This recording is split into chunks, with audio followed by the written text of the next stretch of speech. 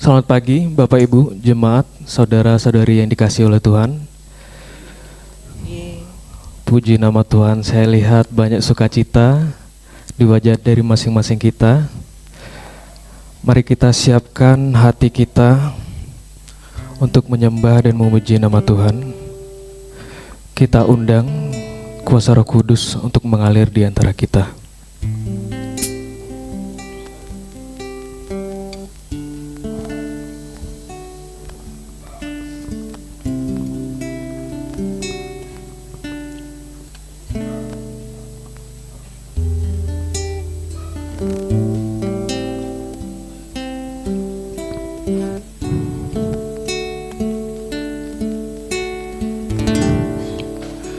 Ajaib Kau Tuhan, penuh kuasa, sanggup pulihkan keadaanku. Dalam tangan-Mu seluruh hidupku tak akan goyah selamanya.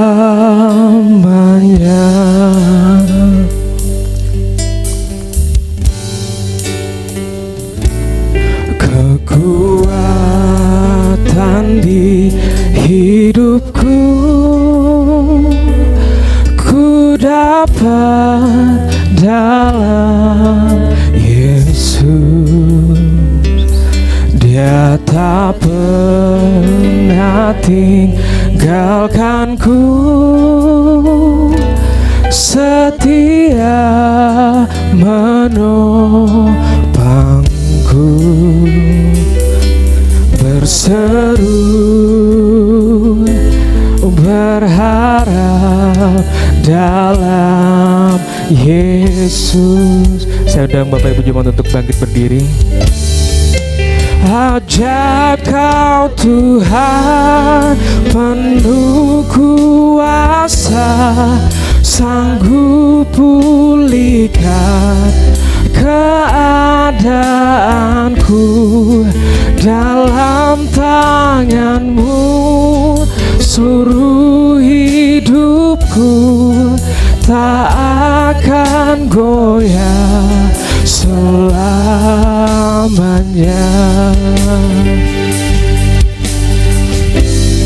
Kita nyanyikan sekali lagi. Kuatan di hidupku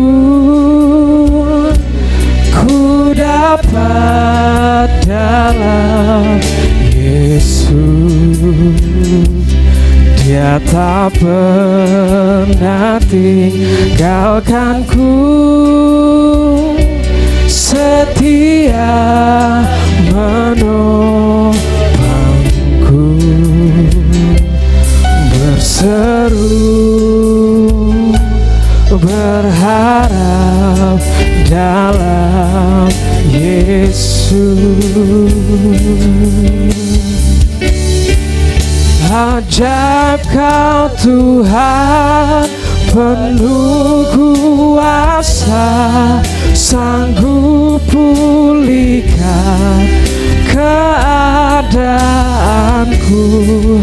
Dalam tangan-Mu seluruh hidupku tak akan goyah selamanya. Ajaib Kau Tuhan, penuh kuasa, sanggup pulihkan keadaanku. Dalam tangan-Mu seluruh hidupku tak akan goyah selamanya. Ajaib Kau Tuhan, penuh kuasa. Jemaat saja nyanyikan. Pulihkan keadaanku, dalam tangan-Mu seluruh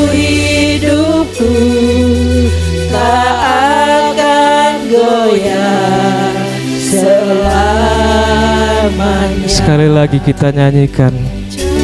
Kau Tuhan penuh kuasa, sanggup pulihkan keadaanku. Dalam tangan-Mu seluruh hidupku tak akan goyah selamanya. Ajaib Kau Tuhan penuh kuasa, sanggup pulihkan keadaanku. Dalam tangan-Mu seluruh hidupku tak akan goyah selamanya. Tak akan goyah selamanya. Tak akan goyah selamanya.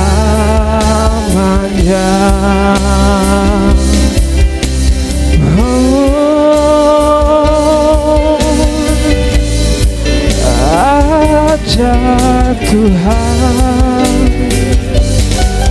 kami menyembah-Mu, kami tinggikan, kami serukan nama-Mu Tuhan. Yesus,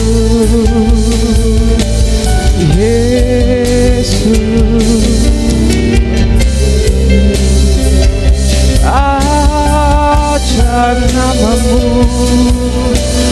ajaib nama-Mu. Terima kasih Tuhan,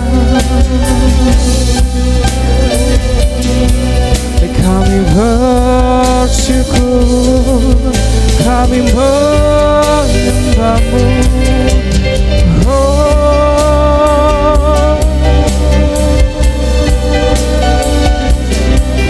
Kami agungkan nama-Mu.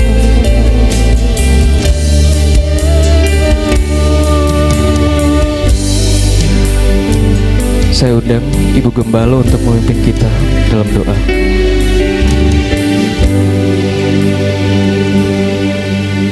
Inilah hati kami Tuhan, inilah hidup kami. Kami serahkan semua ke dalam tangan Tuhan yang penuh kasih dan kuasa. Saat ini Tuhan, hati kami terbuka untuk Engkau hadir. Engkau memenuhi hidup kami. Engkau menjamah setiap kami dengan tangan-Mu yang penuh kasih dan kuasa itu, sehingga kami boleh mengalami perubahan. Hidup kami diubahkan menjadi baru Tuhan, dan kami boleh mengalami kuasa Tuhan, kasih Tuhan yang boleh kami bagikan kepada dunia ini. Tuhan, kami siap untuk memuji, memuliakan Tuhan, dan kami siap untuk dibentuk oleh firman-Mu. Biarlah Roh Kudus memimpin ibadah kami dari permulaan hingga pada akhirnya. Kami serahkan semua dalam pimpinan Tuhan, di dalam satu nama, yaitu di dalam nama Tuhan Yesus Kristus yang menjadi juru selamat kami. Kami alaskan doa kami, dan setiap kita yang percaya katakan amin. Masih bangkit berdiri Bapak Ibu semua, masih bersemangat kita pagi ini. Tiap langkah kita diatur dan dipimpin oleh Tuhan. Ada amin? Amin. Mari kita nyanyikan satu pujian ini.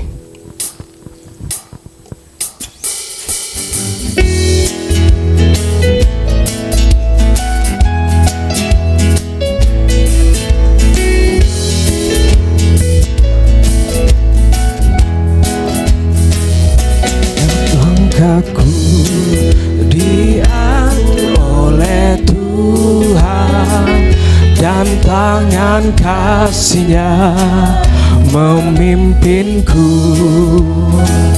Di Di tengah badai dunia menakutkan, hatiku tetap tenang teduh.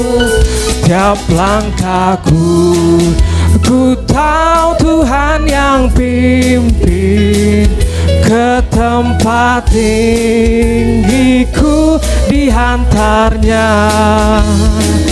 Hingga sekali nanti aku tiba di rumah Bapa surga yang bakal.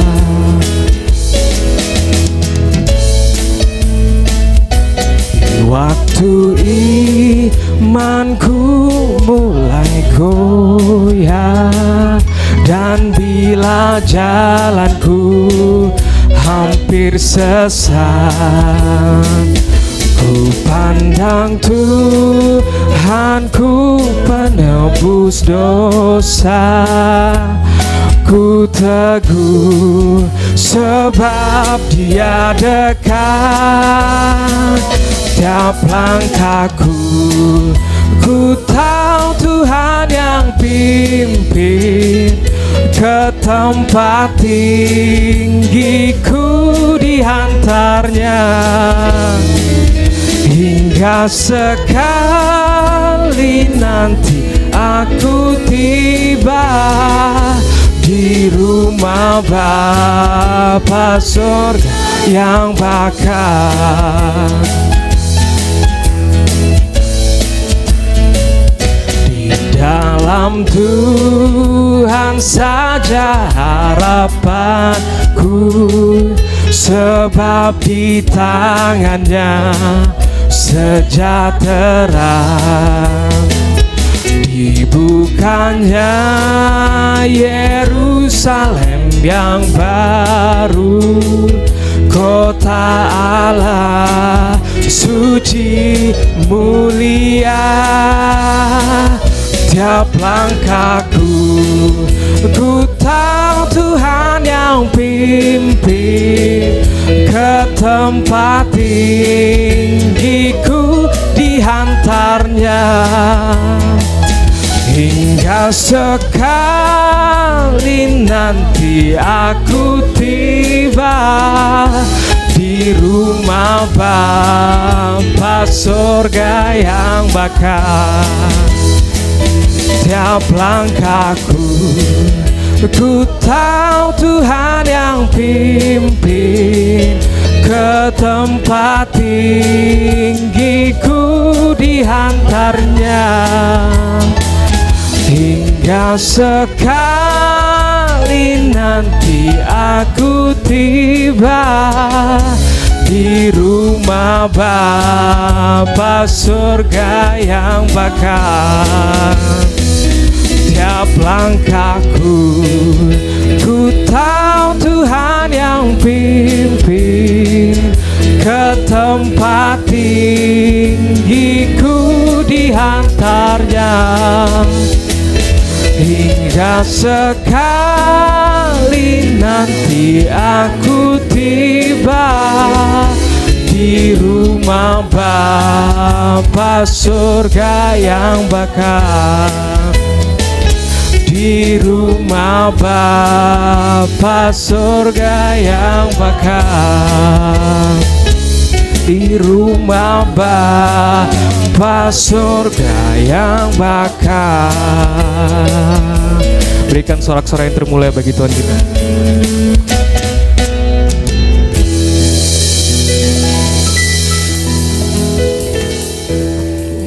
Saya persilakan Bapak Ibu untuk duduk.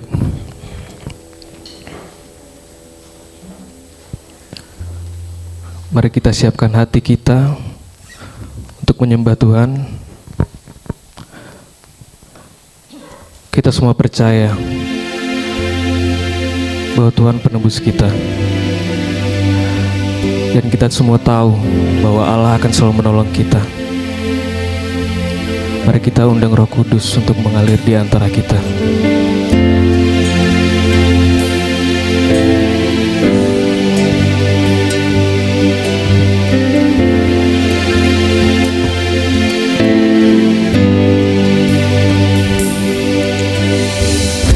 Bapakku yang kekal, Pencipta yang esa, Maha Kuasa, dikandung Roh Kudus, Yesus Kristus datang, Kau juru selamatku. Ku percaya Allah Bapa, ku percaya Sang Putra, ku percaya Roh Kudus-Mu, Kau Allah Tritunggal. Ku percaya kebangkitan ada dalam kita. Ku percaya dalam nama Yesus. Saya undang Bapak Ibu untuk bangkit berdiri. Hakim dan pembela disalib sengsara, Kaulah rahmat-Ku. Turun ke dalam gelap, Yang mulia bangkit, bertata selamanya. Ku percaya Allah Bapa, ku percaya Sang Putra, ku percaya Roh Kudus-Mu, Kau Allah Tritunggal. Ku percaya kebangkitan ada dalam kita. Ku percaya dalam nama Yesus. Ku percaya Allah Bapa, ku percaya Sang Putra, ku percaya Roh Kudus-Mu, Kau Allah Tritunggal. Ku percaya kebangkitan ada dalam kita. Ku percaya dalam nama Yesus. Ku percaya Engkau, ku percaya Kau telah bangkit. Ku percaya Yesus Kristus Tuhan.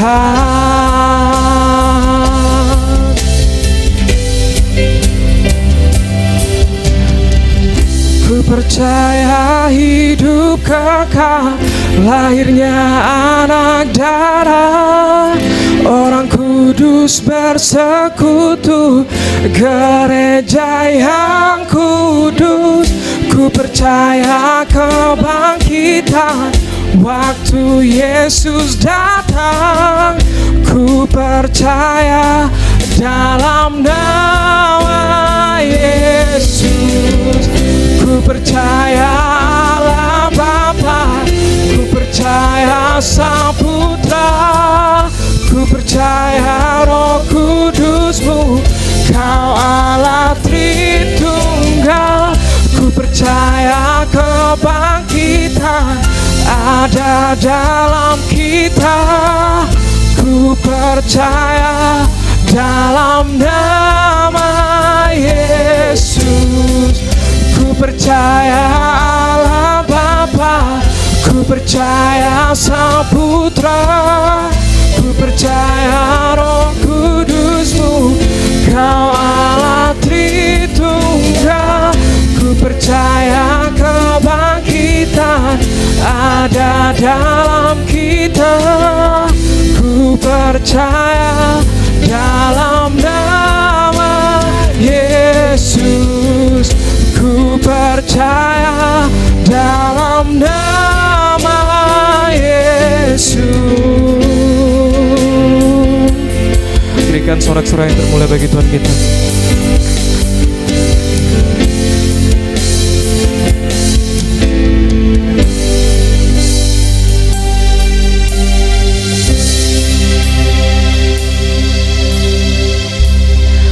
kita siapkan hati dan pikiran kita.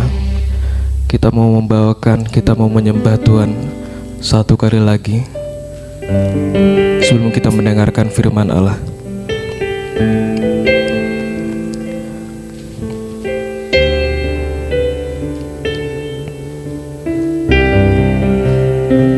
Kita nyanyikan.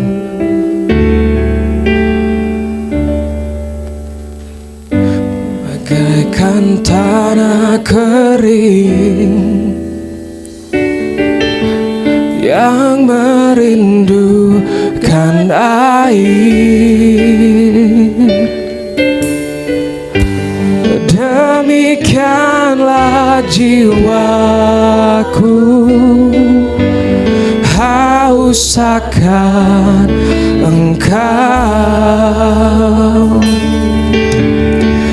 Ku rindu selalu hadirmu di hidupku, memulihkan jiwaku, hapuskan air mataku, mengalirlah kuasa Roh Kudus, mengalirlah di tempat ini, mengalirlah oh Roh Kudus.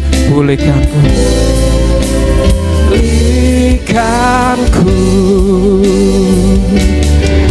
mengalirlah kuasa Roh Kudus, mengalirlah di tempat ini, mengalirlah oh Roh Kudus di hidupku.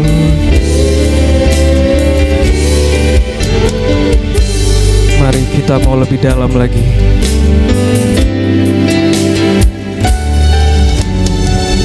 Bagaikan tanah kering yang merindukan air, demikianlah jiwaku Tuhan, demikianlah jiwaku haus akan Engkau. Mengalirlah kuasa Roh Kudus, mengalirlah di tempat ini, mengalirlah oh Roh Kudus. Pulihkanku,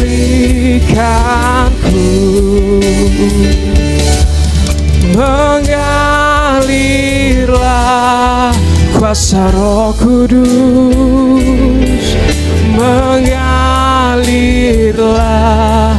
di tempat ini, mengalirlah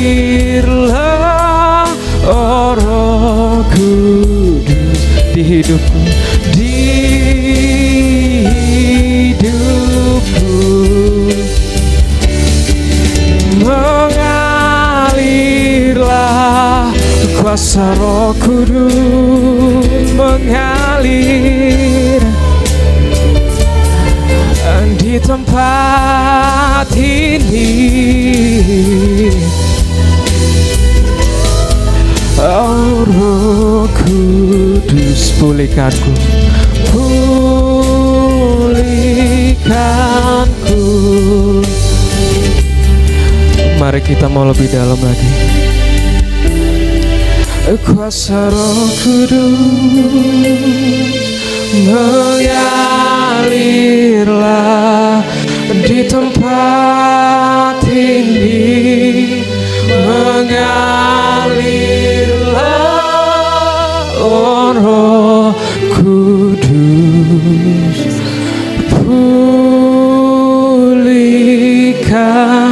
Sekali lagi jemaat saja. Mengalirlah kuasa Roh Kudus, mengalirlah di tempat ini, mengalirlah oh Roh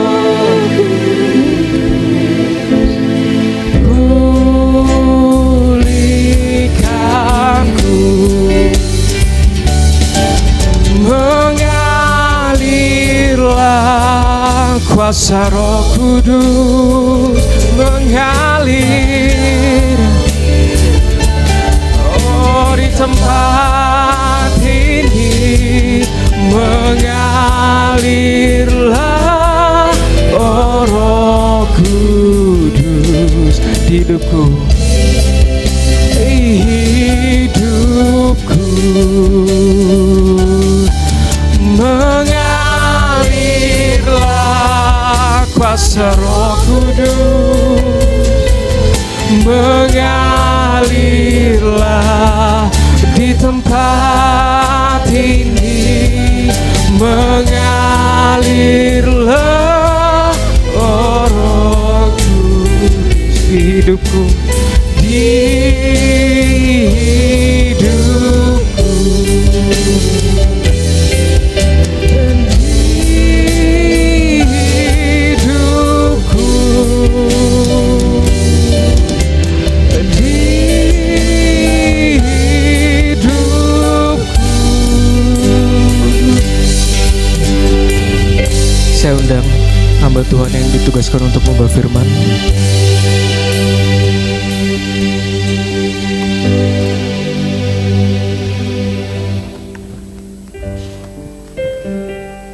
Roh Kudus, bekerjalah di tengah-tengah kami. Terangi pikiran kami, terangi hati kami supaya kami dapat menangkap seluruh kebenaran firman-Mu. Karena kami tahu ketika kami mengerti firman-Mu, firman-Mu itulah yang memerdekakan kami. Firman-Mu lah yang mengubahkan kami. Firman-Mu lah yang menyembuhkan kami. Karena firman-Mu ya Allah, itu adalah diri-Mu Yesus. Ketika kami berjumpa dengan firman-Mu, kami berjumpa dengan Engkau Tuhan Yesus. Itulah sebabnya pagi hari ini hamba mohon kepadamu Bapa di surga dalam nama Yesus. Biarlah firman-Mu ini merema kepada kami semuanya. Sehingga benar-benar hidup kami diubahkan. Dan kami menjadi ciptaan baru di dalam Engkau. Dan kami menjadi terang dunia. Kami menjadi garam. Dan hidup kami adalah hidup yang disertai oleh Tuhan. Urapi bibir tanah liat ini dengan kasih setia-Mu. Terima kasih Tuhan. Dalam nama Yesus, semua yang siap dengar firman katakan amin. Amin. Silakan duduk kembali.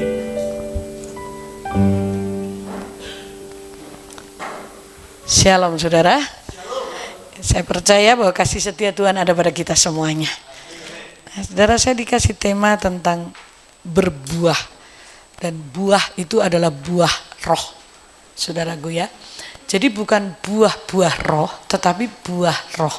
Di dalam buah roh ada 9. Ya, 9 yang akan kita baca nanti di dalam Galatia pasal 5. Tetapi sebelumnya kita akan membuka kitab Yohanes pasal 15. Kita akan membaca bersama-sama ayat ini, yaitu ayat 16.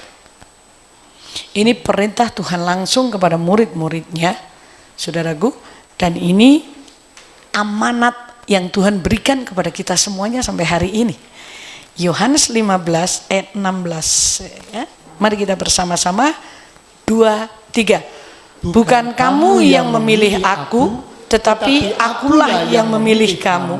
Dan aku telah menetapkan kamu supaya kamu pergi dan menghasilkan buah, dan buahmu itu tetap, supaya apa yang kamu minta kepada Bapa dalam namaku diberikannya kepadamu. Perhatikan baik-baik. Alkitab berkata, Tuhan Yesus berkata, bukan kita yang memilih Tuhan, tetapi Tuhan yang memilih saudara dan saya untuk menjadi anak-anaknya.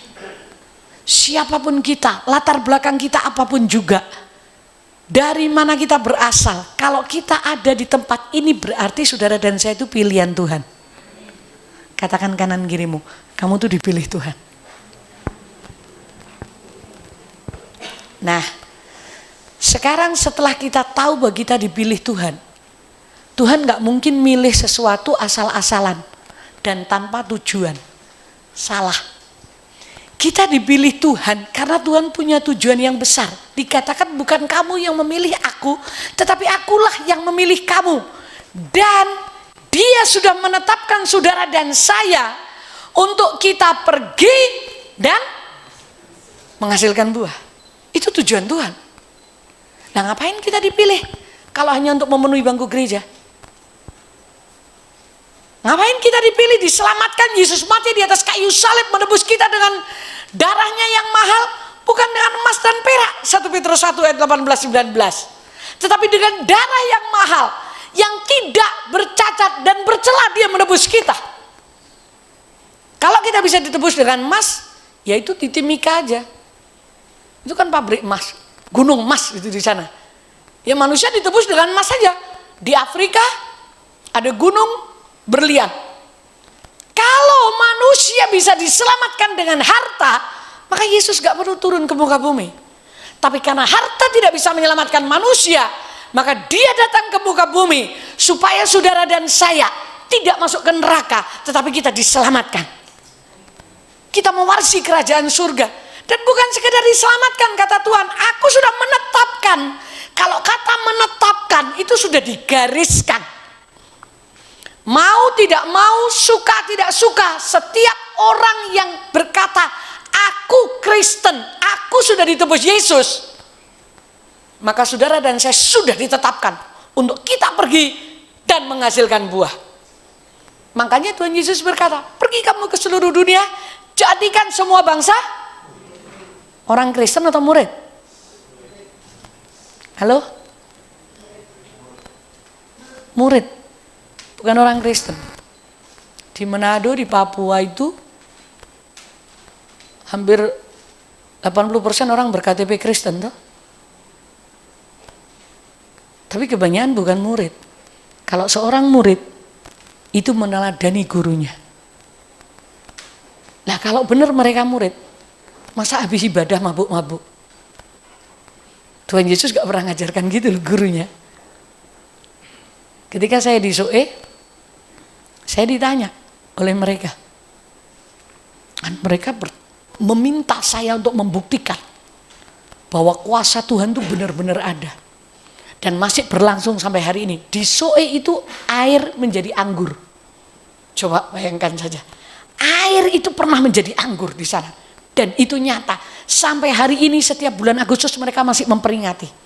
Kebetulan pada waktu itu tahun 2014 atau 15, saya ditugaskan, diberi kesempatan untuk ke sana melayani salah satu sesi di antara satu hari ini. Satu hari itu ada 3 kali sesi, saya melayani satu sesi ibadah. Dan mereka bertanya kepada saya, ini orang-orang tua Soe, buktikan bahwa memang masih kuasa Tuhan itu masih sama seperti yang pernah terjadi di sini. Kami tidak bisa lagi menikmati kuasa Tuhan kalau kami tidak mencampur dengan kepercayaan-kepercayaan yang namanya opo-opo itu.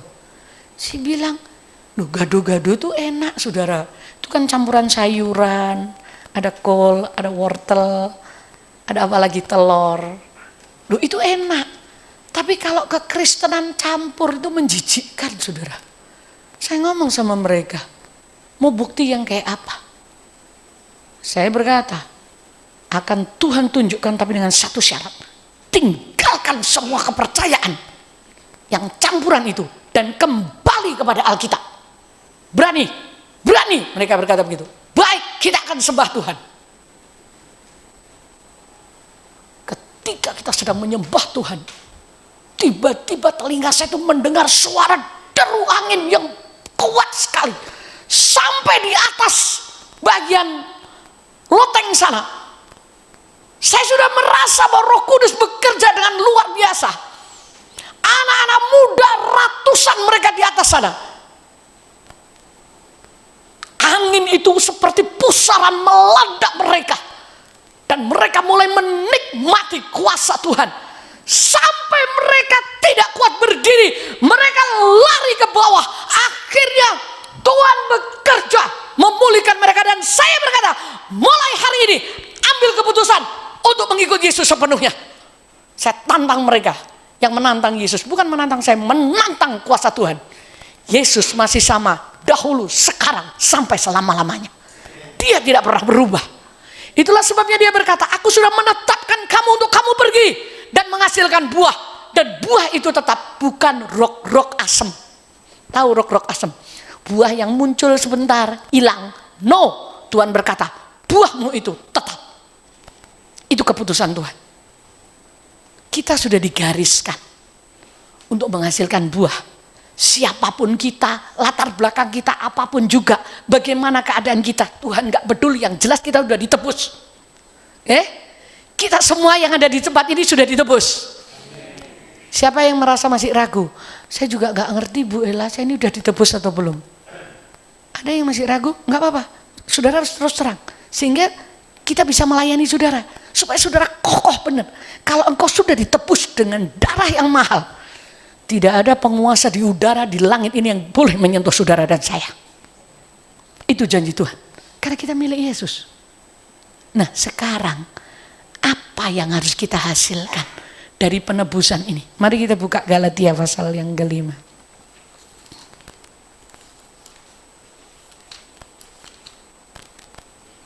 Galatia 5 ayat 16.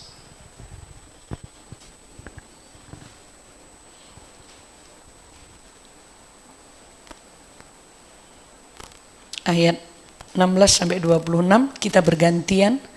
Saya membaca ayat genap, jemaat ayat ganjil. Maksudku hiduplah oleh roh dan kamu tidak akan menuruti keinginan daging. Sebab keinginan daging berlawanan dengan keinginan roh, dan keinginan roh berlawanan dengan keinginan daging. Karena keduanya bertentangan, sehingga kamu setiap kali tidak melakukan apa yang kamu kehendaki. Namun jikalau kamu memberi dirimu dipimpin oleh roh, kamu tidak hidup di bawah hukum Taurat.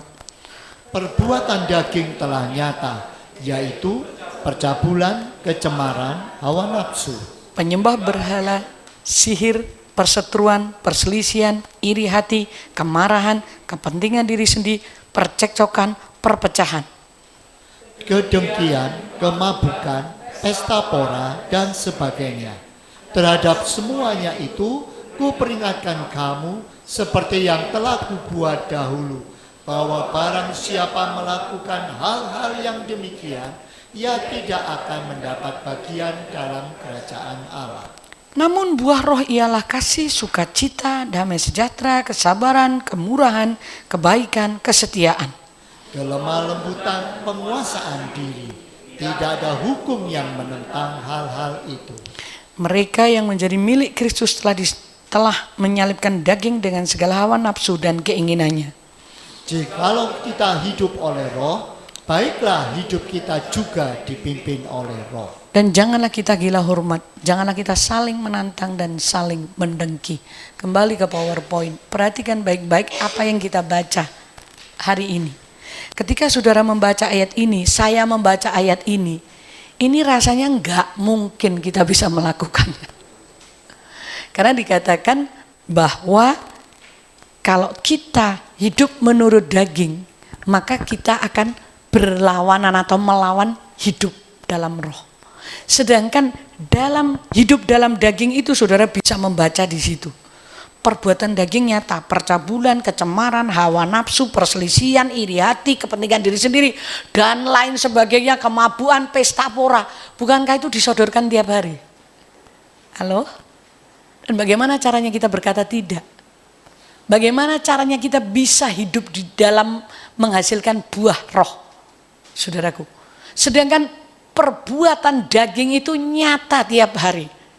Itu disodorkan yang namanya iri itu loh. Ada enggak iri? Disodorkan enggak kepada kita?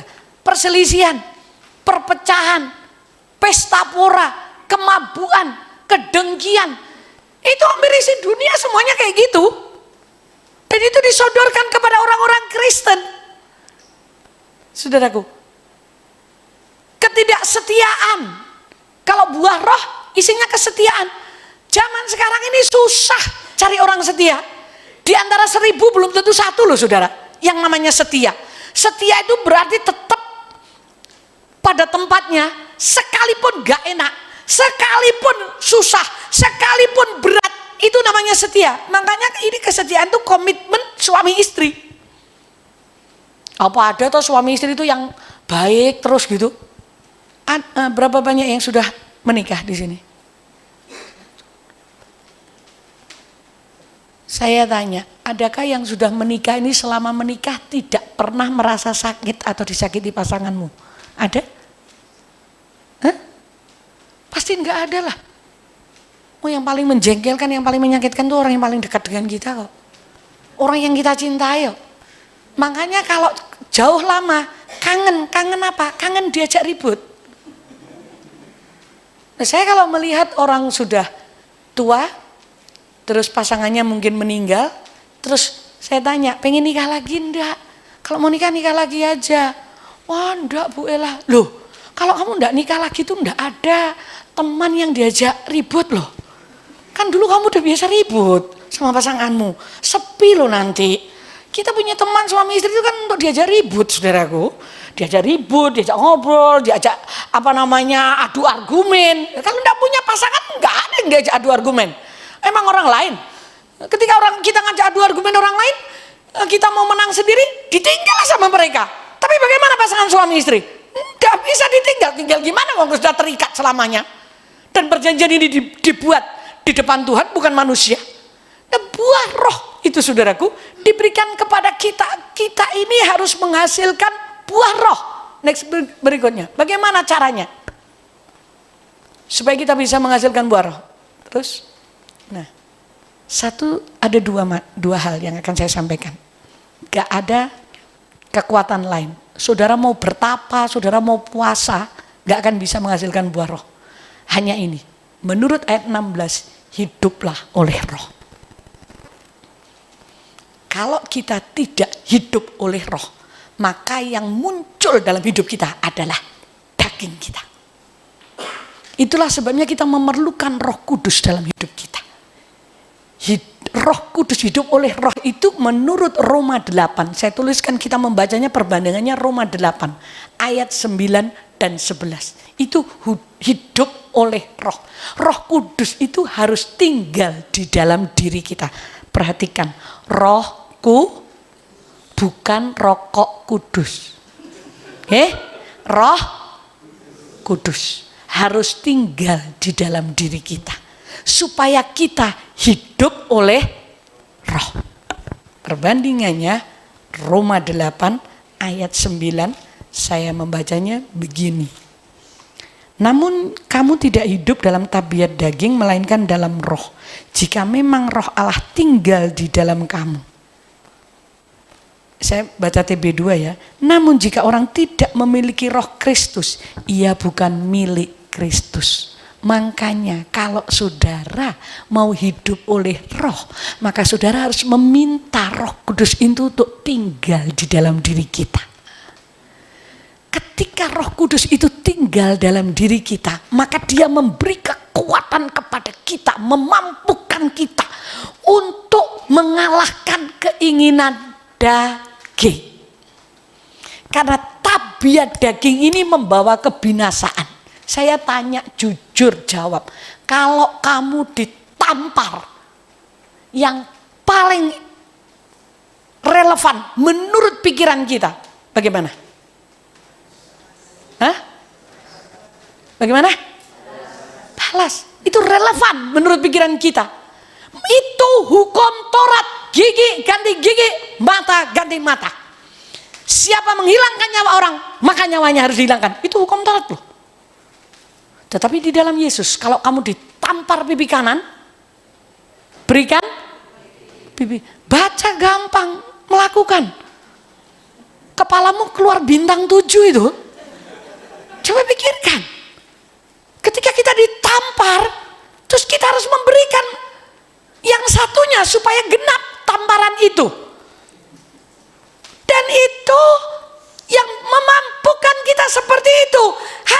Kudus. Kalau daging kita nggak mungkin, saudara. Karena kita merasa terhina, kita merasa dilecehkan. Makanya Rasul Paulus berkata, kami selalu membawa kematian Yesus itu di dalam hidupku. Supaya apa? Supaya nyata kuasa dari kematian Kristus. Ada apa di dalam kematian Yesus? Ada kesengsaraan, ada ludah, ada tamparan, ada cambuk, ada penolakan di sana semua. Dan Yesus sudah alami, dia alami supaya saudara dan saya meneladani apa yang dia lakukan. Dan dia memampukan saudara dan saya karena rohnya ditaruh dalam diri kita. Nggak bisa, saudara. Jujur saja, saya melayani Tuhan. Kalau saya tidak hidup oleh roh, ketika saya ditampar muka saya, maka keinginan hati saya adalah membalas. Tetapi karena saya tahu bahwa di dalam diri saya ada Roh Kudus, Roh Kudus berkata, El, berikan satunya. Dan saya bisa berkata, kalau kamu belum puas, lakukan apa yang kau ingin lakukan kepadaku. Ini ditampar beneran ya, bukan di alam roh. Kalau di alam roh saudara bayang-bayangin ditampar beneran. Saya bilang kalau kamu belum puas, waktu itu adalah untuk saya kompromi dengan kebenaran. Saya berkata nggak bisa. Kebenaran tidak akan saya kompromikan dan saya tetap berdiri dalam kebenaran. Palang. Dan saya ditampar di depan majelis. Menurut saudara gimana? Sakit loh. Jangan saudara pikir, wah Bu Ella kan hamba Tuhan, berarti nggak merasa sakit. Duh, saya masih nginjak tanah nih, lihat ini. Masih nginjak ini. Dan itu sakit. Dan Roh Kudus berkata, izinkan dia melakukan sepenuhnya. What? Langsung saya berkata, aku tetap tidak bisa kompromikan firman Tuhan. Kalau kamu belum puas, silakan. Tetapi dia tidak melakukan lagi.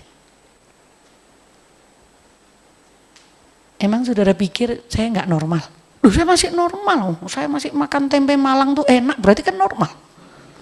Kecuali saya berkata bahwa tempe Malang, rawon, bakso Malang itu nggak enak, berarti saya sudah nggak normal. Saya masih normal, saudara.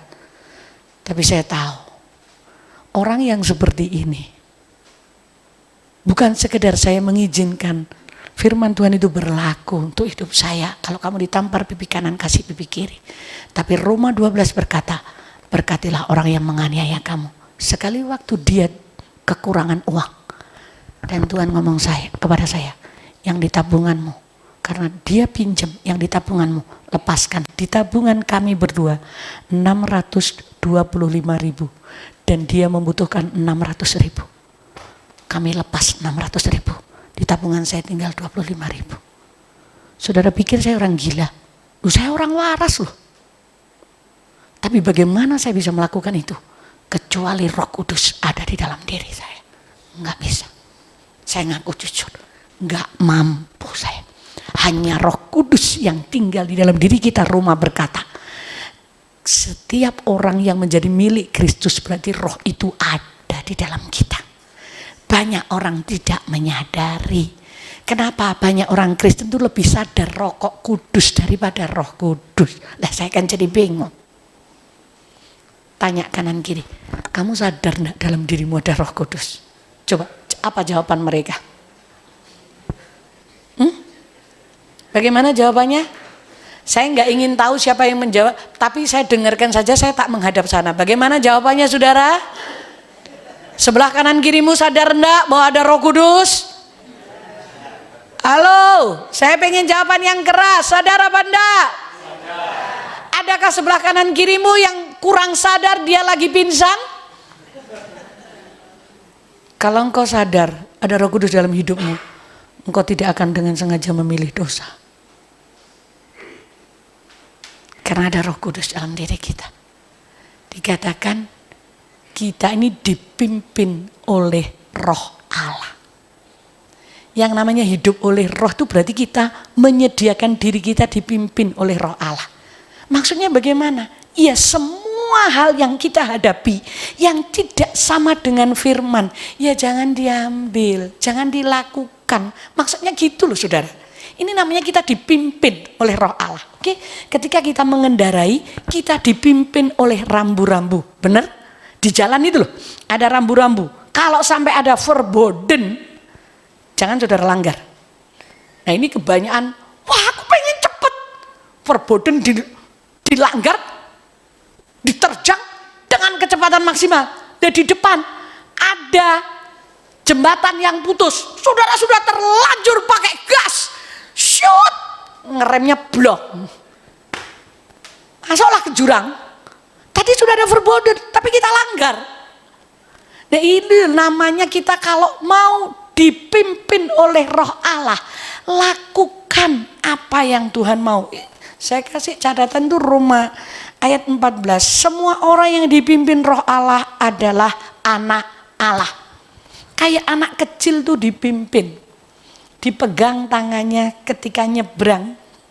Kemarin waktu cucu saya ada di Ngawi, nah saya mau nyebrang ke alun-alun, sini pegang satu cucu, sini pegang satu cucu, karena dua cucu saya. Nah yang kecil tuh laki. Ketika dia nyebrang tangannya begini, stop, stop, dia mau stop semua, sepeda motor semua. Saya mikir, kamu kecil, kamu bilang stop, stop, apakah mereka juga mau stop? Tetapi di dalam pikirannya, kalau orang nyebrang, maka tangannya harus begini untuk minta semua kendaraan itu berhenti. Oke, itu bagus. Bagus. Ini saya pegang mereka, saya memimpin mereka. Sebab kalau saya lepas, wah ini gawat saudara. Karena anak ya, cucu saya masih mau 4 tahun, yang satunya 7 tahun. Wah ini kendaraan bisa berbahaya. Karena saya nyebrang, anak saya cucu saya begini-begini. Saya juga berkata, tolong stop dulu. Kami nyebrang. Saya memimpin cucu-cucu saya untuk nyebrang sampai di sana.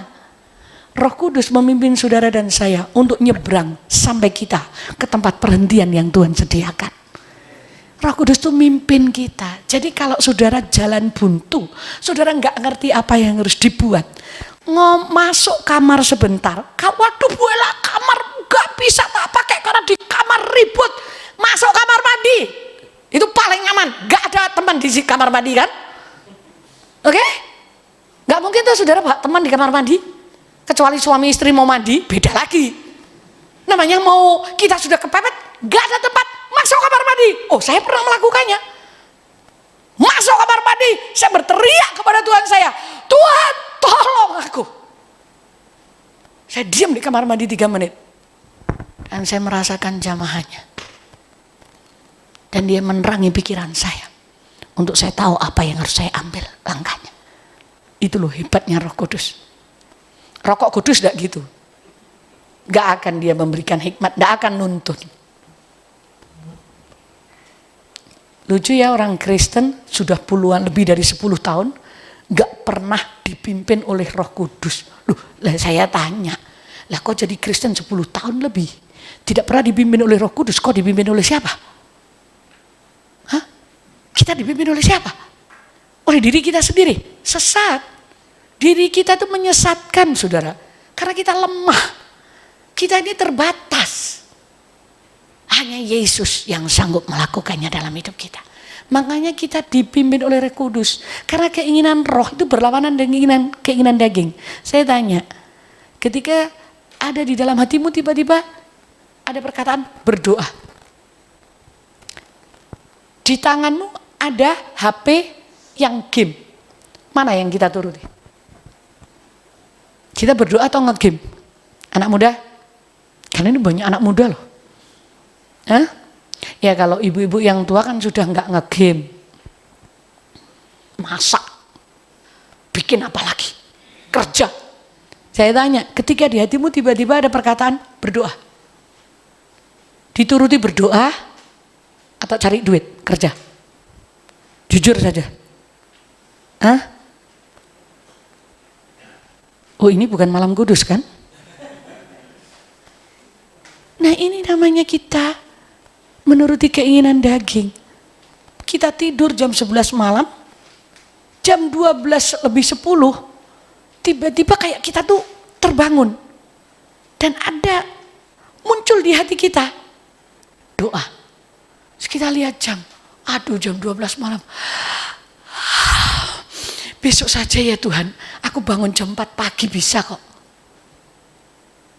Aku berdoa jam 4 pagi. Tuhan pengen ketemu saudara dan saya jam 12 lebih 10 menit. Saudara dan saya berkata kepada Tuhan, besok saja ya Tuhan, jam 4 pagi aku sudah bisa bangun. Saya tanya, kalau itu Pak Jokowi yang pengen ketemu saudara jam 12 malam, berani tidak saudara berkata, besok saja Pak Jokowi jam 4 pagi? Ada yang berani? Hah? Sekalipun saudara ngantuk, saudara cuci muka jam 12 malam. Ini yang pengen ketemu raja di atas segala raja. Lah kok tambah mancal kemul, setel AC, kita berdoa sambil tidur dan aminnya besok pagi. Ini Kristen model apa? Saya nggak tahu. Gini kok pengen setan gak doyan demit gak ndulit. Setan ngomong, good, kamu temanku.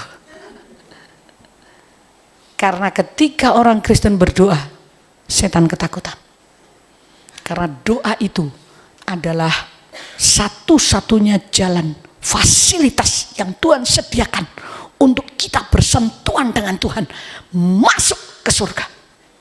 Karena ketika kita berdoa, kita mendengar suara Tuhan. Ketika kita berdoa, kita ngobrol dengan Tuhan. Ketika kita berdoa, kita curhat sama Tuhan. Ketika kita berdoa, menyembah Tuhan, di situ Tuhan menerangi pikiran kita. Makanya satu-satunya yang setan tidak ingin orang Kristen perbuat adalah berdoa. Oh, saya berdoa bukanlah mau makan berdoa, mau tidur saya berdoa. Itu bukan berdoa, laporan khusus.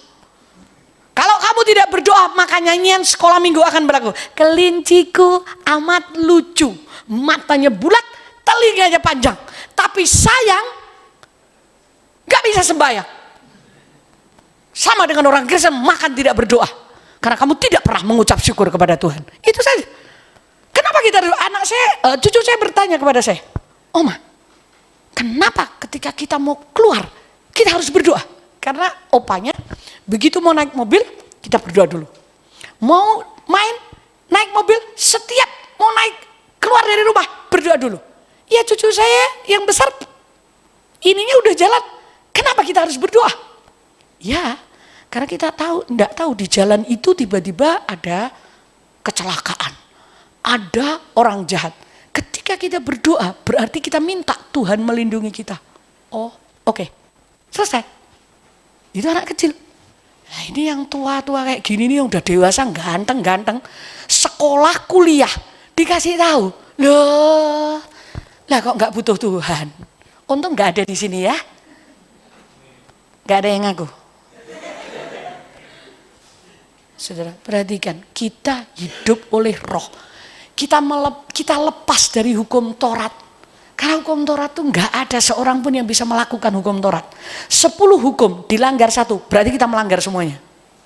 Nggak ada yang bisa. Kalau ada orang bisa dibenarkan karena hukum Taurat, nggak perlu Yesus turun ke muka bumi. Nggak ada yang bisa melakukan hukum Taurat, semuanya. Roh itu bersaksi bahwa kita ini anak Allah. Kalau kita hidup oleh Roh, Roh itu di dalam diri kita. Banyak orang Kristen itu nggak tahu. Kalau besok mati dia masuk mana? Makanya dia ketakutan sama mati. Bingung sekali kalau sudah berbicara tentang kematian. Ada anak Tuhan yang sakit, tidak tahu itu diizinkan Tuhan apa gimana. Sakit divonis kanker. Wah, sudah stres, sudah ketakutan. Saya ngomong, ngapain kamu tuh ketakutan? Adik saya bulan Februari meninggal. Kakak saya bulan Juni meninggal. Loh, repot ya saudara. 4 bulan saya kehilangan 2. Adik saya sudah sakit leukemia 6 tahun. Dan akhirnya dokter bilang sebenarnya dia tidak bisa hidup lebih dari 5 tahun. Selama 5 tahun, selama tahun-tahun yang terakhir sudah divonis dokter, dia gunakan hidupnya lebih banyak untuk menolong orang. Dia dalam kondisi sakit pun dia masih memasak untuk orang-orang desa yang ada di gereja. Karena kalau pagi orang-orang desa itu jauh-jauh, mereka nanti sarapan di gereja. Dia ambil setiap minggu kedua dia yang masak. Suami saya udah ngomong, Ndang, badanmu tuh sudah kayak gitu, dia kurus sekali. wis gak usah masak kamu. Itu kira-kira 6 bulan terakhir. Wis kekno wong liya. Lebih baik uangnya kamu kasihkan orang biar orang lain. Tahu saudara jawaban adik saya? Mas, bisaku melakukan untuk Tuhan hanya ini. Jangan kamu halangi ya. Ini sanggupku untuk ngedep Tuhan. Sampai 2 minggu sebelum dia meninggal, dia masih masak untuk orang-orang di desa. 2 hari sebelum meninggal, saya sudah kerasa. Kok dia pengen ini itu, saya ke rumah sakit.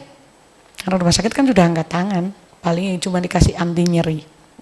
Dan waktu itu nyerinya sudah nggak bisa ditolong.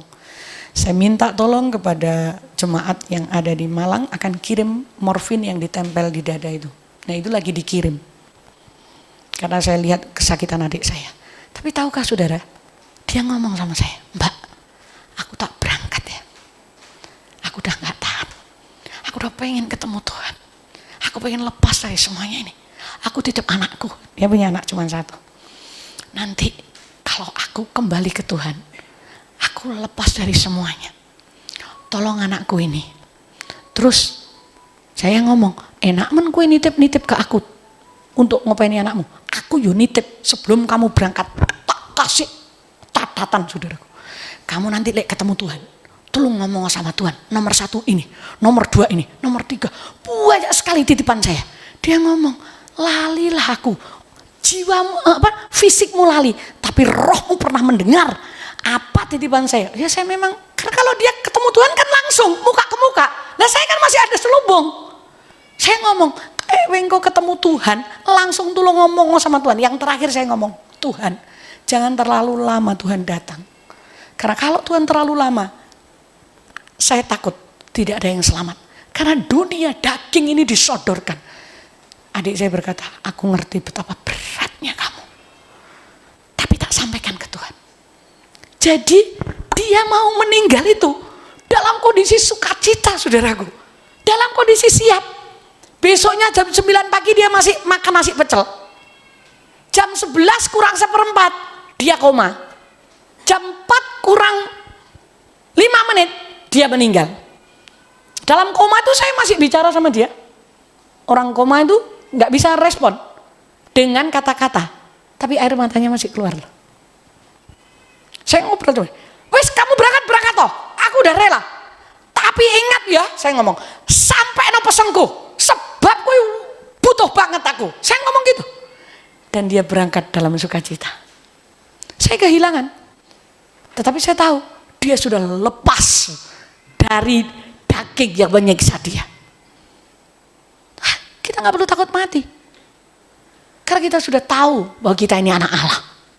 Roh Allah ada dalam hidup kita. Roh itu yang membuat kita berani untuk berkata tidak kepada dosa. 2 Timotius 1 ayat 7. Allah tidak memberikan kepada kita roh ketakutan, tapi roh keberanian yang membangkitkan ketertiban dan kasih. Itu roh Tuhan.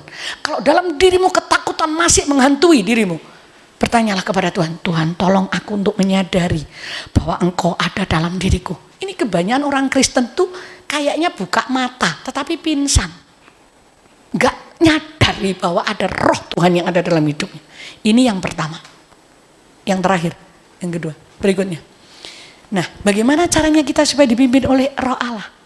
Enggak bisa, saudara. Saudara mau ditumpangi tangan sama pendeta besar, sama Benny Hinn sekalipun, enggak bisa roh Allah tinggal dalam diri kita, kecuali ini. Karena ini ada di Galatia pasal 5 ayat 18. Kita memberi diri kita untuk dipimpin oleh roh Allah. Kecuali saudara berkata, Tuhan, ini diriku, pimpinan aku. Maka roh Tuhan itu gak akan memimpin kita. Roh Tuhan itu sopan. Kalau roh setan biayaan, saudara. Yap-yapan itu roh setan. Setan itu ada sedikit saja celah terbuka, nyerobot dia masuk. Tapi Tuhan Yesus tidak pernah. Wahyu berkata, pasal 3 atau 4, ayat 23 berkata, aku berdiri di depan pintu dan aku mengetuk pintu. Siapa membukakan pintu, aku akan masuk. Kalau pintu hati orang gak kebuka, Tuhan gak akan masuk. Tuhan bukan maling ya. Tuhan lewat pintu. Yang lewat jendela, pencuri. Tuhan lewat pintu dan mengetok hatimu, hatiku. Kalau kita membuka hati kita, dia akan masuk. Dia akan duduk bersama-sama dengan kita dan dia makan bersama-sama dengan kita. Memberi diri, berarti kita meminta untuk terus menerus. Itu seperti ikatan suami istri. Saya dengan Pak Bambang, itu sudah mengikat perjanjian. Nah, perjanjian yang kami ikat ini bukan dengan saya dengan Pak Bambang saja, tapi ini kepada Tuhan. Ya saya ngomong dengan Pak Bambang, aku tuh mengikat perjanjian dengan kamu itu kepada Tuhan. Makanya apapun yang terjadi, siapapun kamu, bagaimanapun keadaanmu, aku tetap menerima kamu karena aku mengikatnya dengan Tuhan. Lah kalau dengan manusia bosan saudara. Anak saya sampai pernah bertanya, mamaku tanya, apakah mama nggak pernah merasa bosan nikah? Hidup dengan orang yang sama sekian puluh tahun. Waktu itu pernikahan kami baru 25 tahun. Apakah mama nggak pernah merasa bosan? Enggak. Aneh ya? Loh, anak saya bingung. Masa sih mah? Enggak. Ya kok bisa? Ya itu karena mama bikin perjanjiannya dengan Tuhan, bukan dengan papamu. Siapa orang yang paling menjengkelkan kita? Ya pasangan kita. Siapa orang yang paling sering menyakiti kita? Ya pasangan kita. Tapi siapa yang paling jujur dengan kita? Ya pasangan kita. Enggak ada. Emangnya ini yang masih single, emangnya temanmu tahu? Sahabatmu tahu bagaimana kamu tidur, ngorok apa enggak? Ya toh, kebiasaanmu yang terdalam tahu? Ya enggak lah. Yang paling tahu tuh suami istri. Dulu waktu pacaran taunya kan baiknya aja. Setelah menikah, ngoroknya ngerti, kebiasaan taruh baju kotor itu di lantai juga ngerti, kamar tuh sampai penuh dengan baju kotor. Itu semuanya yang ngerti siapa? Pasangan kita. Saudara, siapa yang paling mengerti kedalaman hati kita? Yesus Kristus. Bahkan pasangan kita nggak ngerti kedalaman hati kita, Yesus tahu kedalaman hati kita. Saya mau katakan, oh Yesus itu tahu kedalaman hati kita. Sekalipun mulut kita belum mengeluarkan perkataan, sesungguhnya engkau telah mengetahui. Raja Daud berkata begitu, Mazmur 139. Sebab sebelum lidahku mengeluarkan perkataan, ya Tuhan, sesungguhnya engkau telah tahu. Hebat gak? Bahkan di dalam keempat Injil, Tuhan Yesus selalu dituliskan, Tuhan mengerti apa yang ada di hati mereka. Makanya dia melakukan mujizat. Samping kanan kirimu tuh gak ngerti seluruh hatimu kalau gak pernah kau katakan. Apalagi pasanganmu. Wah, apalagi orang laki. Orang laki itu diciptakan bukan untuk mengerti. Yang sudah menikah, ibu-ibu yang sampai tua, emak-emak, kalau engkau merasa suamimu tidak mengerti dirimu, wajar. Karena memang dia diciptakan bukan untuk mengerti. Dia diciptakan untuk mengasihi. Gak bisa dituntut mengerti. Kamu kok gak ngerti isi hati saya? Pret, emang dia bukan malaikat?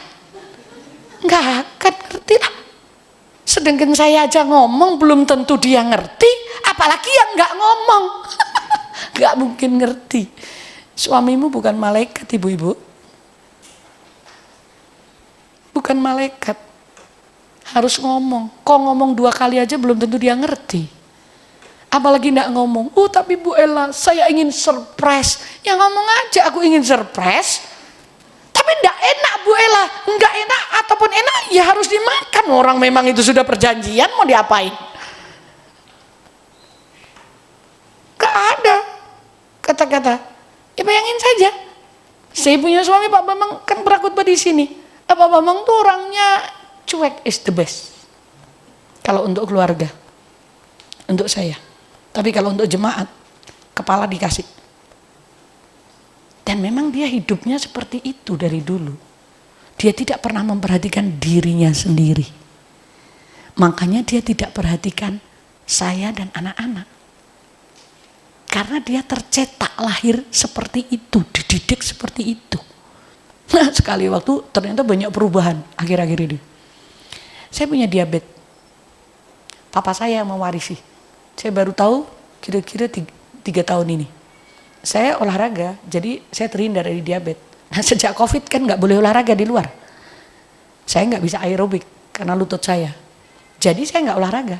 Kenalah diabetes hinggap kepada saya. Dan sekali waktu suami saya bikin kejutan hari Valentine. Dia kasih saya hadiah. Dan saudara tahu hadiahnya? Coklat. Dengan bunga-bunga. Dia kasihkan kepada saya.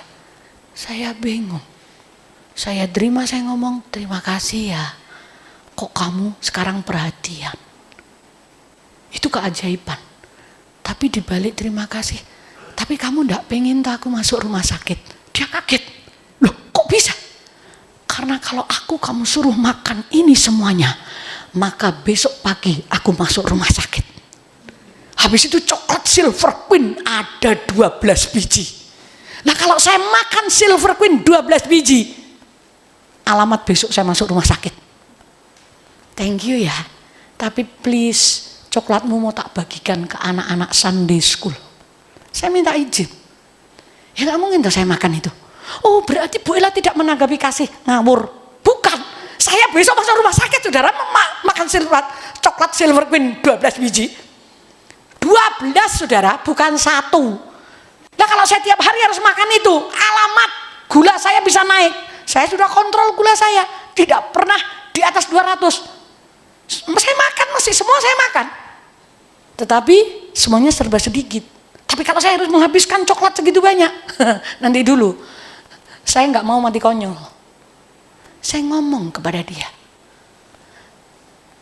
Nah ini rasa karena kita dipimpin oleh Roh Allah dan saya mau memberi diri saya untuk dipimpin Roh Kudus. Kalau enggak, ngamuk saya. Emang kamu mau mateni aku ya? Kamu kasih coklat kayak gini nih. Kamu sudah tahu kan bahwa aku tuh diabetes. Kenapa kamu kasih aku hadiah coklat? Oh bisa enggak? Saya gitu. Hah? Tetapi saya enggak mau. Karena saya memberi diri untuk dipimpin oleh Roh Kudus. Halo? Beri dirimu dipimpin oleh Roh Kudus. Saudara mau ditumpangi tangan sampai ditumpangi kaki. Enggak bisa. Dipimpin oleh Roh Kudus kecuali saudara dan saya memberi diri. Kita baca ayat 18 Galatia. Supaya kita ngeh, Bu Ella ini membual. Kalau saya membual, coretan. Tip X itu. Galatia 5 ayat 18. Baca dengan bersuara. 2, 3. Akan tetapi jikalau kamu memberi dirimu dipimpin oleh Roh Kudus, maka kamu tidak hidup di bawah hukum Taurat. Berarti kita harus memberi diri dari kita. Oi, senggol kanan kiri. Beri dirimu dipimpin Roh Kudus. Bukan Roh Kudus. Roh Kudus. Kalau kita memberi diri kita, maka dia akan memimpin hidup kita. Memimpin hidup kita berarti ada kekuatan, dimampukan oleh Roh Kudus. Apa yang tidak bisa kita kerjakan, Roh Kudus akan mengerjakannya. Kayak tiba-tiba bisa ngampuni, kayak tiba-tiba kok ada rasa belas kasihan, kayak tiba-tiba kok di hati kita tuh ada keinginan untuk menolong orang yang menyakiti kita. Bukankah Roma 12 berkata, berkati orang yang menganiaya kamu. Kok memberkati Tuhan, lihat wajahnya aja udah mual, aku pengen muntah, kok suruh berkati. Ya gak akan bisa, kecuali orang itu dipimpin oleh Roh Kudus. Karena Yesus yang penuh dengan roh. Ingat sebelum Yesus melakukan pelayanan di Lukas pasal 4, Matius pasal 4. Sebelum dia dicobai, maka dia dipimpin oleh roh untuk berada di padang gurun. Dan dia dicobai oleh setan. Kita pun perlu dipimpin oleh rohnya Tuhan. Amin. Nah pagi hari ini Tuhan tuh desek saya dari tadi. Tolong kamu sampaikan kepada umatku. Tanyakan siapa yang mau aku pimpin. Karena aku perlu mereka memberikan dirinya kepadaku. Kalau tidak aku gak bisa apa-apa. Karena aku ini sopan. Saudara yang masih merasa hidupmu penuh dengan buah-buah daging. Tabiat manusia lama kita ini lebih kuat daripada manusia roh. Pagi hari ini ambil keputusan dan berkata, ini aku Tuhan. pimpinan aku. Roh Kudus, jadilah pemimpinku. Saya percaya hidupmu akan berubah. Tapi Bu Ella, saya sakit hati. Dia akan memampukan saudara dan saya untuk mengampuni. Sampai pahit, dia akan cabut kepahitan itu. Digantinya dengan sukacita. Saudara. Dan itulah kehebatan Roh Kudus. Oh, dia melakukan semuanya. Siapa yang membangkitkan Yesus dari kematian? Roh Kudus. Dia mengubah yang fana menjadi yang tidak fana. Roh Kudus. Dan itu diberikan kepada kita semuanya. Asal saudara mau memintanya. Memberikan diri untuk kita dipimpin oleh Roh Kudus. Dengar ya, bukan rokok kudus. Roh Kudus. Bukan roh kuda. Roh kuda itu gak bisa dikendalikan. Tetapi Roh Kudus. Roh Kudus itu bersifat kudus. Kalau pikiranmu gak kudus karena engkau sedang dikendalikan oleh tabiat dosa. Gak ada yang bisa nyeleksi handphone. Internet murah. Kayak saya 50.000 tiap bulan. Internet. Saya mau klik apa saja. Emangnya ada yang tahu? Gak ada. Bisa enggak? Ketika saya lagi ngeklik pornografi, tiba-tiba Pak Yo sama Bu Gris datangi saya. Langsung tak matikan, cepet. Gak ada yang tahu. Tapi saudara tahu? Ada Roh Kudus dalam diri saya yang berkata, oh, itu tidak kudus. Oh, kenapa kamu berikan matamu untuk melihat hal-hal yang tidak kudus? Dan itu akan mempengaruhi seluruh hidup kita. Tapi Bu Ella, apa itu pengaruh? Sangat pengaruh. Ekstasi ataupun sabu-sabu itu merusak saraf manusia yang memakainya. Sekitar secara psikologi juga, mental juga itu 60%. Pornografi 97%. Coba saudara bayangkan. Loh, itu kan gak tak minum. Gak kita minum, tapi kita melihat, kita menikmati. Dan tahukah saudara, semua pemain pornografi itu adalah dari gereja setan. Mereka sudah mengambil keputusan berjanji dengan setan. Ketika kita melihatnya, saudara akan dibikin ketagihan. Benar dah? Ada dah orang yang lihat pornografi sekali, 2 kali, 3 kali, sudah nggak pengen lagi? Nggak ada. Akan pengen terus melihat, akan pengen terus melihat, akan pengen terus. Itu lebih menjadi candu daripada sabu-sabu. Dan itu merusak. Dan dia harus pelepasan kalau ada begini nih. Nggak bisa, nggak. Ada dosa yang tidak membawa maut. Ini dosa membawa maut ini. Kalau dosa yang tidak membawa maut, kita hanya berdoa. Tapi dosa membawa maut harus dicabut seakar-akarnya. Tidak ada orang yang bisa hidup bertumbuh dalam Yesus kalau dia kecanduan pornografi. Nggak ada. Nggak percaya saya. Dia bisa jadi pemain musik. Dia bisa khotbah. Saya ketemu dengan mereka-mereka yang seperti ini. Bisa khotbah. Gila enggak? Bisa jadi pemain musik di gereja yang jemaatnya minimal yang datang setiap minggu 10.000 orang. 5 kali ibadah. Setiap kali ibadah minimal 2.000. Saya waktu masuk gereja dia berkata, my goodness, no. Pemain keyboard utamanya bersetubuh dengan anjingnya. Dan itu adalah ritual yang harus dia bawa. Supaya ketika dia main keyboard, ada karisma. Saya bilang, orang lain bisa kau hapusi, bohongi. Yesus tidak akan pernah bisa. Nah, mari kita hidup oleh Roh. Kita dipimpin oleh Roh Allah. Mari kita berdiri bersama. Wow. Saya kebablasan ini ya waktunya. Enggak apa-apa kah? Yuk kita berdiri bersama. Mengalirlah kuasa Roh Kudus. Berapa banyak saudara yang ketika mendengar firman Tuhan dan engkau sadar engkau punya kelemahan dan engkau mau memberi dirimu dipimpin oleh Roh Allah, itu akan membuat satu perubahan terobosan, istilahnya turning point, pembalian diri kita untuk kita hidup seperti kata Tuhan. Dan hidupmu adalah hidup yang paling berbahagia. Saudaraku, mintalah Tuhan pagi hari ini. Gak apa-apa, gak ada satupun dari kita yang gak pernah berdosa kok.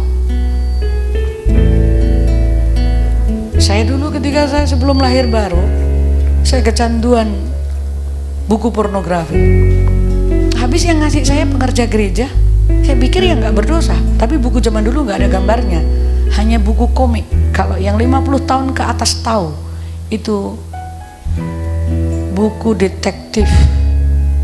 Kok saya lupa tiba-tiba. Itu buku detektif, tapi itu semi porno. Ini yang minjemi saya pengerja gereja. Saya cuman anak pendeta, tapi saya kan nggak pengen lahir anak pendeta.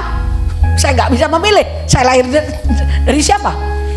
Ketika saya berjumpa dengan Tuhan umur 15 tahun, saya tahu kalau saya mati hari itu, saya nyemplung neraka. Dan Tuhan berkata kepada saya, aku mengasihimu. Sejak itu hidup saya diubahkan Tuhan. Sampai hari ini saya tidak ada keinginan lagi. Karena itu bikin candu bagi saya. Tidak ada keinginan lagi, kesenangan, kecanduan untuk pornografi. Itulah ajaibnya Roh Kudus. Kalau bukan Tuhan gak mungkin. Saya sudah kecanduan kok.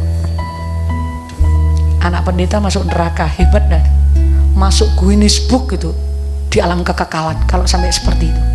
Tapi untung saya bertemu dengan Yesus umur 15 tahun dan hidup saya diubahkan. Dan saya ingin mengasihi Dia. Buka hatimu, biarlah kita mengeluarkan buah roh. Kasih, sukacita, kesetiaan, kemurahan hati, kelemah lembutan, kebaikan, penguasaan diri. 9 yang ada itu sudah disediakan Tuhan. Nah, ini aku berikan kepadamu. Kasih, sukacita, damai sejahtera, kebaikan, kemurahan, kesetiaan disediakan bagi kita. Ambil itu saudara, yuk kita ambil. Tapi berikan dirimu untuk dipimpin oleh Roh Allah. Kita pujikan pujian ini. Buka hatimu. Kalau engkau membuka hati, tengadahkan tanganmu kepada Tuhan dan mintalah Tuhan memenuhi hidup kita. Mengalirlah kuasa Roh Kudus, mengalir untuk mengubahkan ini. Karena kami lemah, kami tidak mampu berjalan sendiri. Roh Kudus, kami butuh Engkau untuk memulihkan hidup kami. Mengalirlah Roh Kudus, mengalirlah kuasa Roh Kudus, mengalirlah di tempat ini. Mengalirlah, oh Roh Kudus, di hidupku,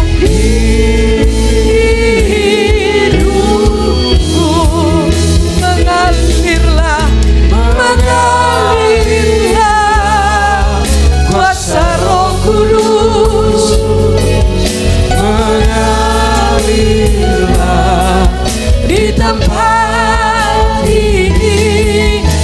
Mengalirlah, oh Roh Kudus, pulihkanku, pulihkanku. Mengalirlah, mengalirlah. Saudara, kuasa Roh Kudus. Engkau yang ketika mendengar firman ini, engkau sadar benar bahwa hidupmu masih dikuasai dengan tabiat dosa. Engkau berusaha, engkau berjuang rasanya, tapi selalu gagal. Hari ini ada kabar baik. Roh Kudus akan memampukanmu untuk berjuang. Bahkan Dia memberikan kekuatan kepada kita untuk berkata tidak kepada dosa. Asal dia dan berkata, Roh Kudus, tinggallah di dalam hidupku, penuhi aku dengan dirimu, pimpin aku. Ini aku Roh Kudus, aku berikan hidupku untuk kau pimpin. Saya percaya Roh Kudus akan memimpin hidup. Adakah di antara saudara yang hadir pagi hari ini, engkau merasa lemah dan perlu Roh Kudus, dan engkau membuka hati untuk dipimpin oleh Roh Kudus? Angkatlah tanganmu ke surga. Gak usah lihat kanan kiri, gak usah malu saudara, karena ini pribadi kita. Izinkan dia memimpin hidup kita.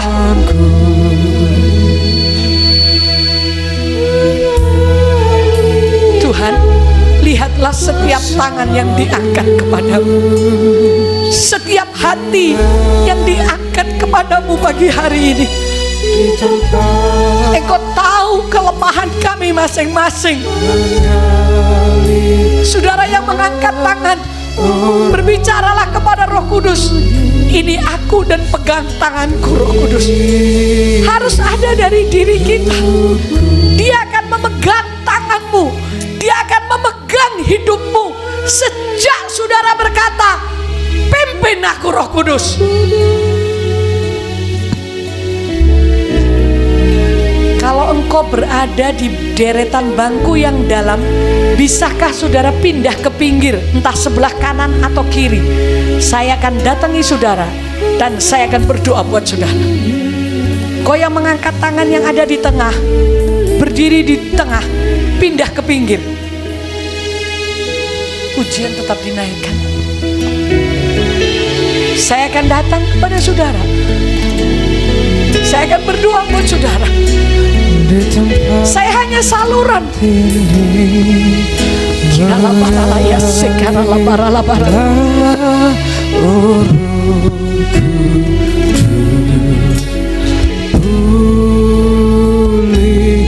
Pulihkanku,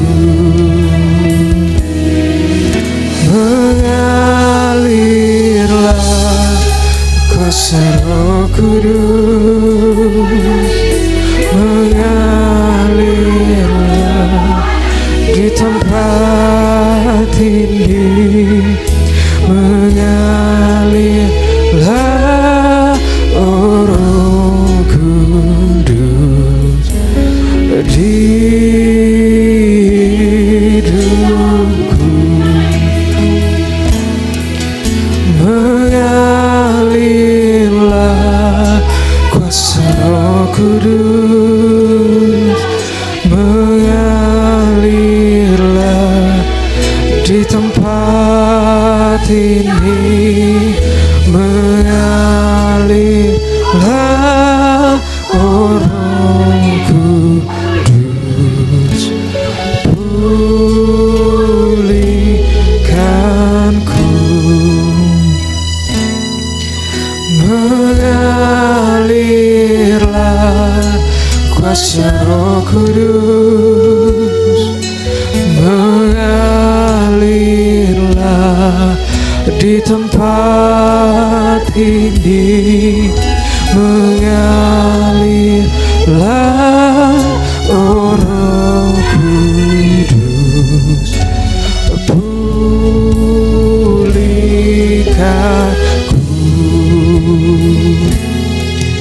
mengalirlah kuasa Roh Kudus, mengalirlah di tempat ini, mengalirlah Roh Kudus di hidupku,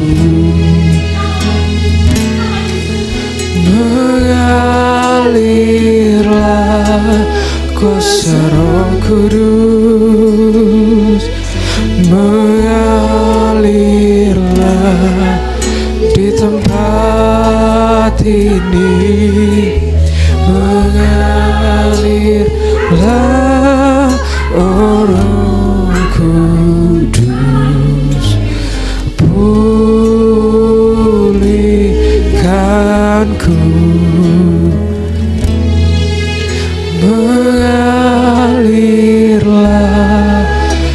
kuasa Roh Kudus mengalirlah di tempat ini, mengalirlah Roh Kudus, pulihkanku, mengalirlah kuasa Roh Kudus, mengalirlah di tempat ini, mengalirlah Roh Kudus di hidupku, mengalirlah kuasa Roh Kudus, mengalirlah di tempat ini, mengalirlah Roh Kudus, pulihkanku, mengalirlah kuasa Roh Kudus, mengalirlah di tempat ini, mengalirlah Roh Kudus di hidupku, mengalirlah kuasa Roh Kudus, mengalirlah di tempat ini, mengalirlah Roh Kudus, pulihkanku, mengalirlah kuasa Roh Kudus, mengalirlah di tempat ini, mengalirlah Roh Kudus di hidupku,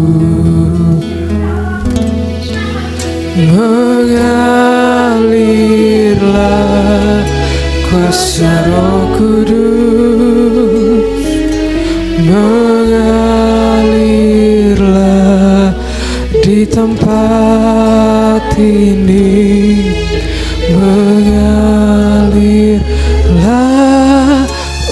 Roh Kudus di hidupku. Terima kasih Bapa, terima kasih Roh Kudus, terima kasih untuk kehadiran-Mu di tengah-tengah kami. Terima kasih untuk jamahan-Mu di tengah-tengah kami Bapa. Karena kami yakin setiap hati yang mau menyerahkan diri, yang saat ini sudah dijamah oleh Roh-Mu, kami boleh berjalan pada jalan-Mu, kami boleh menyenangkan Tuhan, dan kami mampu menjalani hidup ini untuk boleh memuliakan Engkau, sehingga kami mampu menghadapi apapun juga karena Roh-Mu yang memberikan kekuatan kepada kami. Terima kasih Bapa, yakin percaya kami pula dengan penyerahan Tuhan dan dengan Tuhan ruas penyertaan Roh Kudus-Mu, kami boleh melihat ada kuasa-Mu nyata dalam hidup ini. Terima kasih Bapa, yakin percaya Tuhan dengar doa kami, dan kami panjatkan semua di dalam nama Tuhan Yesus Kristus. Semua yang bersyukur kepada Tuhan karena dijamah oleh Roh Tuhan katakan amin.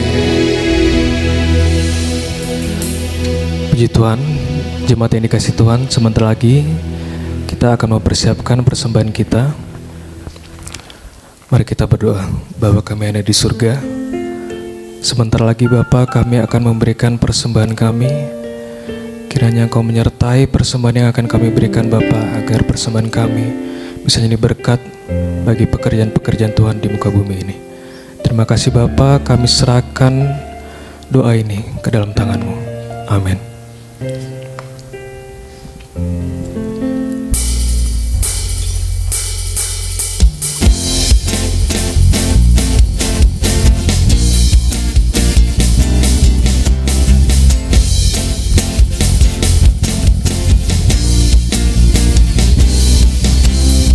Segala puji syukur hanya bagimu Tuhan, sebab Kau yang layak dipuja. Kami mau bersorak, tinggikan nama-Mu. Haleluya. Bagi jemaat Tuhan yang sudah memberikan persembahan, saya undang untuk bangkit berdiri. Hanya bagimu Tuhan, sebab Kau yang layak dipuja. Kami mau bersorak, tinggikan nama-Mu. Haleluya.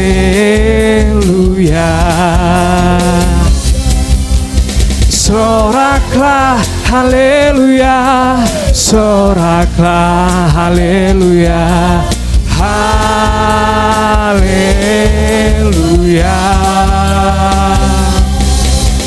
Soraklah haleluya, soraklah haleluya, haleluya.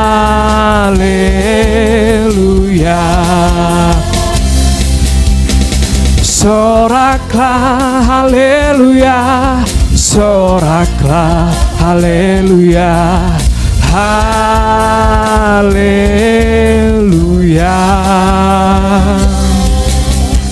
Soraklah haleluya, soraklah haleluya, haleluya.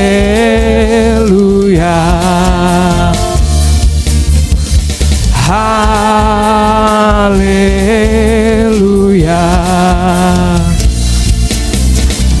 haleluya.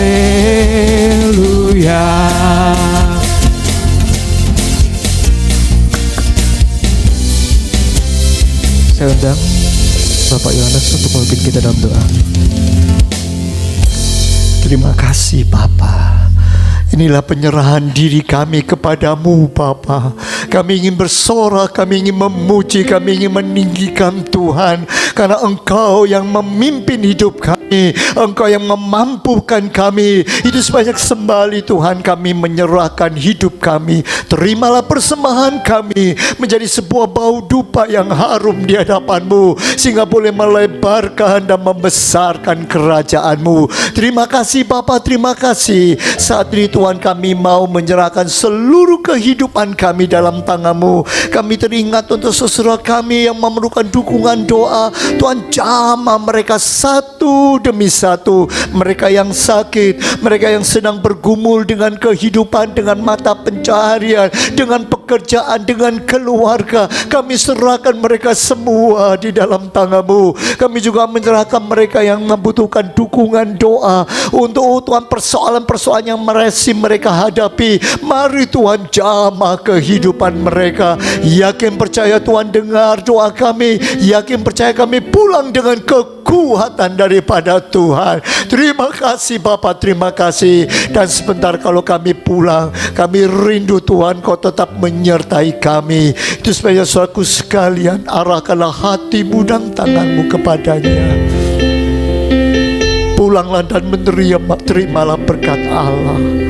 kasih karunia daripada Allah Bapa, kecintaan daripada Tuhan Yesus, dan penyertaan Roh Kudus menyertai kehidupanmu.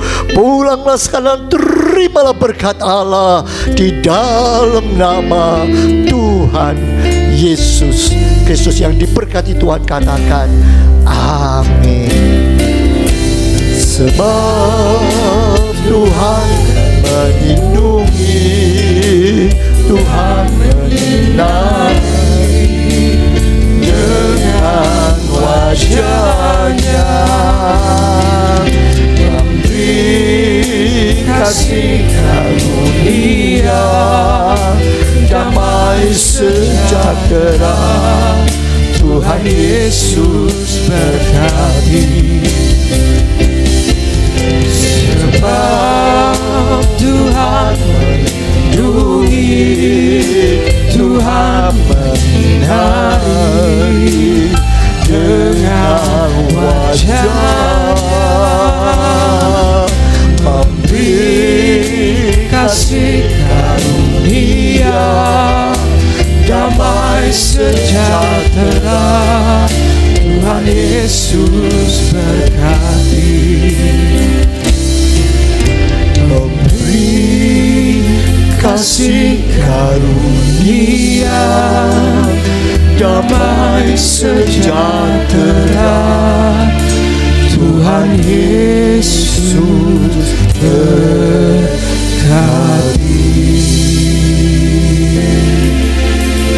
Mari kita mengambil saat teduh sejenak, merenungkan kebenaran firman Tuhan dan melakukannya dalam hidup kita sehari-hari.